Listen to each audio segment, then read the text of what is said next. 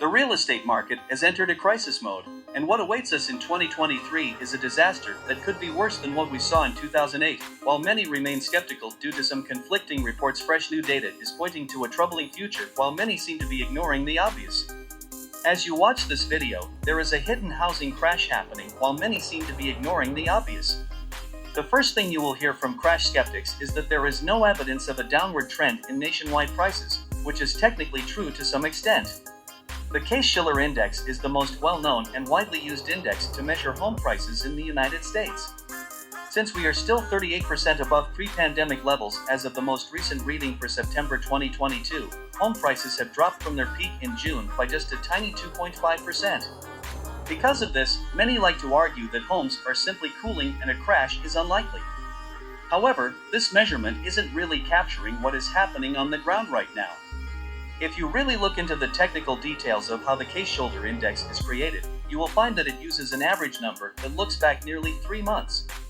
This means that while home prices could be collapsing, the change wouldn't look as severe on the Case-Shiller, especially in that initial phase where we see the first signs of a downtrend. The Case-Shiller is famous for being a lagging indicator without boring you to death. This isn't just my opinion, we can back it up by looking at Redfin's numbers. As you may already know, Redfin primarily serves as a platform for real estate listings and has access to some of the biggest real estate datasets in the world. In addition to being accurate, their numbers are also quick. Instead of sifting through county records, which are frequently delayed and lag behind the prices, Redfin can analyze listings in real time and calculate averages. Essentially, the case is a great indicator, but like many others, it frequently lags, as we can see listed on websites like Zillow and other real estate technology companies. The key question is, what do these numbers indicate about what's actually happening in the markets in real time? As I mentioned earlier, the Redfin numbers peaked in May, 1 month before the Shiller, while the Case-Shiller peaked in June of 2022. At first glance, this may not seem like a big deal, but if we look closer, we can see an obvious divergence that explains why so many investors are panicking as they watch the Case-Shiller decline. At the end of the day, the Case-Shiller is simply not keeping up with how quickly this crash is moving. Keep in mind that prices rarely change year to year, so to see a 13% drop in a few months is a massive warning that should tell you everything you need to know about the future of this market. The truth is concealed from view. Not just finance YouTubers are discussing the crash, it has already begun. Lance Lambert of Fortune magazine recently spoke with CoStar CEO Andy about notable CEOs in the sector. Many consider Florence CoStar to be a world authority on commercial real estate analytics and information, and the CEO was very clear about where he believes the market is headed in a quote. People who anticipate a 10% decline in housing prices or who imagine a 20% decline as more comfortable. Similar remarks from institution after institution. Recall that this is the national average in inflated markets, and KPMG, one of the biggest and most reputable accounting firms in the nation, just yesterday announced that they anticipate the Case-Shiller to fall by 20 by the fourth quarter of 2023. For instance, in Boise, Idaho, which was arguably the most inflated market in the US, the damage will be significantly worse. Prices there have already dropped over 20% since the pandemic, even though the national average has only decreased by 13% in the same period. You might be wondering what comes next, because this is more than double the average and dozens of other American cities are in the same inflated situation. If you're enjoying the video, I hope you'll click the like and subscribe buttons. Back to the collision, where is this all going if prices are down 13% nationally based on what is probably the most accurate estimate available and are already down more than 20% in hot markets? Well, many believe that this could end up being worse than 2008. The primary subject when experts talk about crashes like that. The source is this: everyone is aware that bad loans caused the 2008 housing market crash, which was famously dramatized in the infamous film The Big Short.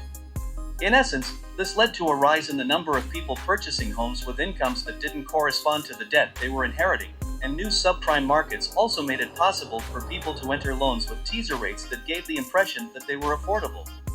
In the aftermath of this explosion, the housing market and the economy as a whole entered a long downward spiral. However, today's loans look entirely different, standards have improved, laws have changed, and the subprime market is essentially non-existent.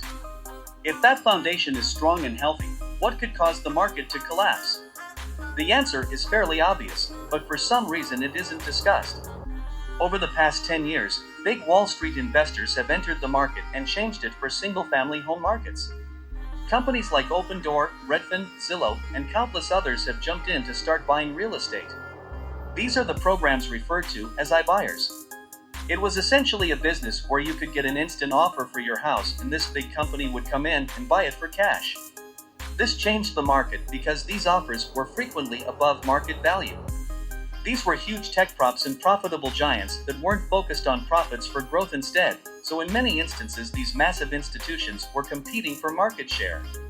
In fact, in many instances companies were offering much more than what seemed to be the perceived fair value. They tried to buy up entire cities, even if it meant making a small loss on each home. As a result, prices skyrocketed and home buyers bought hundreds of thousands of properties before relisting them for exorbitant prices, inflating entire markets. This was successful for many years, particularly during the post-pandemic boom when extraordinarily low interest rates and an upbeat atmosphere helped drive prices at a rate never before seen in history. In fact, the whole operation was a self-feeding loop as these businesses inflated entire neighborhoods. It drew smaller businesses and mom-and-pop investors who had a real estate churn mentality. Purchase a house, give it a new floor, paint the interior, wait a few months, and then sell it for a huge profit. This kind of behavior caused prices to rise even higher, which resulted in a situation where investors made up a sizable portion of the buyers. Redfin reports that in the fourth quarter of 2021, investors purchased nearly 1 out of every 5 homes sold in the United States. This is even after accounting for the fact that in some cities, such as Vegas, this percentage was nearly 30%. Simply put, if we remove the homes that were sold through private deals and only look at mid-priced homes sold and attractive neighborhoods, that percentage would logically rise to something absurd. That quarter went to an investor, and these numbers are probably diluted with other data. The truth is that investors essentially took control of the market at one point last year, and this is now all exploding, which brings us to the last point. The implosion of the iBuyer industry as a whole will be the cause of this collapse rather than bad loans. Redfin's single-family holdings have already been effectively liquidated, and other companies are also facing bankruptcy. Soon investors will completely leave the market. It's only a matter of time. Recall that in 2008, the proportion of subprime mortgages in all mortgage originations only ever reached a high of 13%. That 13%, even when subtracted by those who already had mortgages and those who had them paid off, was sufficient to collapse the entire market.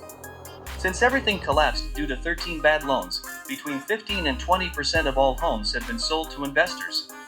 The same mechanisms that cause prices to rise quickly will now have the opposite effect, especially in the face of higher rates and a slowing economy. What happens when they all withdraw at the same time? You have to question the future of this industry when you consider businesses like Opendoor, which lost $928 million in just the third quarter.